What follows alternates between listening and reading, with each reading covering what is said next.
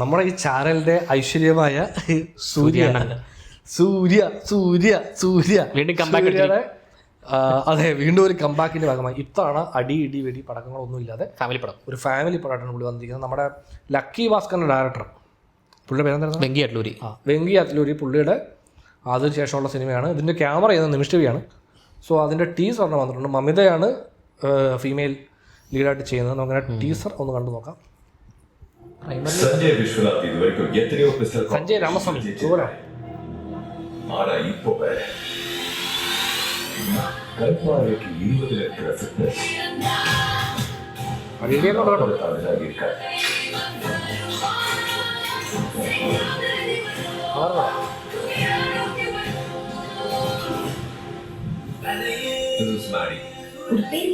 அது பிரியா நாம தான் பெரிய ஆள் ஆடுற ஒவ்வொரு தடவையும் ஆண்டவருக்கு தான் நம்மளை விட பெரிய ஆள் இருக்காங்கல்ல காட்டுவோம். ബംഗ്ലാരാണ് പ്രൊഡക്ഷൻ.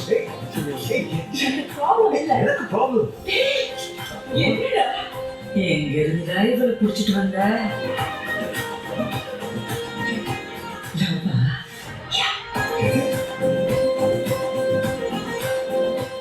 ரொம்ப விட்டாத, அப்புறம் கஷ்டமா இருக்கும். எவ்வளவு விரோத வீசுனோ எனக்கு ப்ராப்ளம் இல்ல. எனக்கு ப்ராப்ளம். ப்ளீஸ் நீ ஒரு சொருக்கு போட்டுனா வயசு பசங்க நீ நான் வந்து விட போறாங்க. வேணும்னா இன்னும் 4 சொடக்கு போட்டுறேன், நீ விடு. சொடக்கு மேல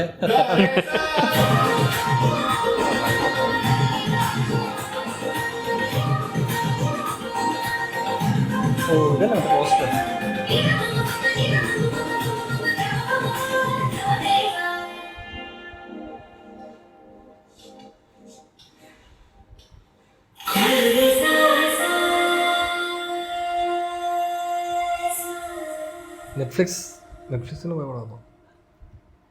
അഴുക്ക പയലേ മുടിയുന്ന ചിപ്സ് തിരുന്ന. അതെ അതെ അതെ പോസിറ്റീവുള്ളവർക്കൊക്കെ ഇതൊക്കെ ഭയങ്കര പ്രശ്നമാണല്ലേ. അല്ല ആക്ച്വലി സൂര്യയുടെ പടങ്ങളിൽ ഏറ്റവും കൂടുതലല്ലേ നമ്മൾ പുള്ളിയെ ഒരു കാലത്ത് ഏറ്റവും കൂടുതൽ ആൾക്കാർ ഇഷ്ടപ്പെട്ടിരുന്ന പുള്ളിയുടെ ഈ സ്റ്റൈൽ ഓഫ് പടങ്ങൾക്കായിരുന്നു. പുള്ളി ഒരു പോയിന്റിൽ നിന്ന് പിന്നെ ആക്ഷൻ സൂപ്പർ സ്റ്റാർ ആവാനുള്ള ശ്രമം നടത്തി വന്നു കഴിഞ്ഞപ്പോഴാണ് അതിൽ നിന്ന് പയ്യെ താഴെ പോയി. ഈ 10 വർഷമായിട്ട് പുള്ളിക്കൊരു വലിയ ഹിറ്റില്ലാതെ, അതായത് തിയേറ്ററിൽ ഹിറ്റില്ലാതെ നിൽക്കുന്നൊരു സിറ്റുവേഷൻ. ഇതിൻ്റെ ഇടയ്ക്ക് നല്ല പടങ്ങൾ പുള്ളി ചെയ്തിട്ടുണ്ട്. പക്ഷെ അത് ഈ പറഞ്ഞ OTT-ലായി പോയതുകൊണ്ട് തന്നെ തിയേറ്ററിൽ ആൾക്കാർക്ക് പുള്ളിയെ സെലിബ്രേറ്റ് ചെയ്യുന്നത്, ഇത് തിയേറ്ററിൽ സെലിബ്രേറ്റ് ചെയ്യുന്ന ലൈൻ പടമല്ല, ഇത് പഴയ സൂര്യയുടെ ആ ഒരു പഴയ സൂര്യ പുതിയ സൂര്യ എന്നല്ല, സൂര്യ എന്ന് പറഞ്ഞ ആക്ടറിൻ്റെ ഒരു പരിപാടിയായിരിക്കും. പിന്നെ ഫാൻസിന് കൈയടിക്കാൻ വേണ്ടി ആയിരിക്കണം എന്ന് തോന്നുന്നു. ഇതിനകത്ത് 2-3 ഫൈറ്റേ കാണും. തെലുങ്ക് കുടുംബചിത്ര. അതെ അതെ അതെ.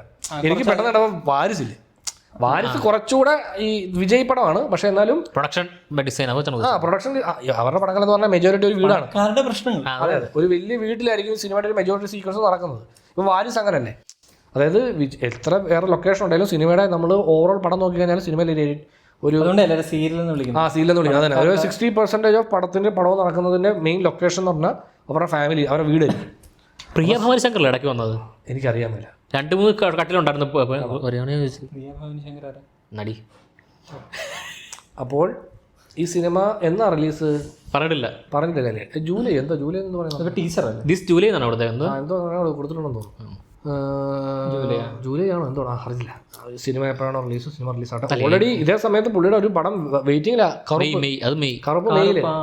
2 മോഡൽ പടം ഈ വർഷം. അതെ അതെ, ഫാൻസിന് വേണ്ടിയുള്ള പടം തോന്നുന്നു കംപ്ലീറ്റ്ലി കറുപ്പ്. ഇത് ആക്ച്വലി ഫാമിലി ഓഡിയൻസിനുള്ള കുറെ കൂടെ. പക്ഷേ ഈ ഏജ് ഗ്യാപ്പ് ആണെന്ന് തോന്നുന്നില്ല മെയിൻ സബ്ജക്ട്. അതന്നെ അവര് പറയുന്നുണ്ടല്ലോ, 20 വയസ്സിൽ ഇളയതായിട്ടുള്ള ഒരു 10-40-42 വയസ്സുള്ള ആളായിട്ടായിരിക്കണം.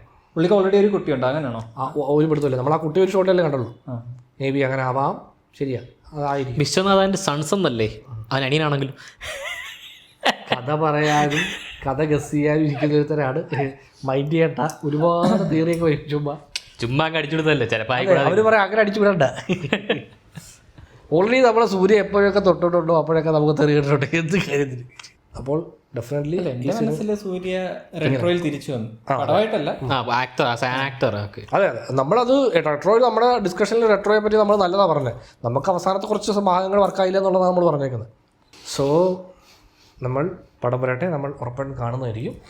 എന്നിട്ട് നമ്മുടെ ഡിസ്കഷൻ നമ്മൾ ഉറപ്പായിട്ടും ചെയ്യും. കാരണം സൂര്യ നമ്മുടെ ചാനലിൻ്റെ ഐശ്വര്യമാണ്. ഇനി ട്രെയിലർ വരാണ്ടല്ലോ. അതെ, ട്രെയിലറുണ്ട്, ഇനി പടത്തിന് ട്രെയിലറുണ്ട്.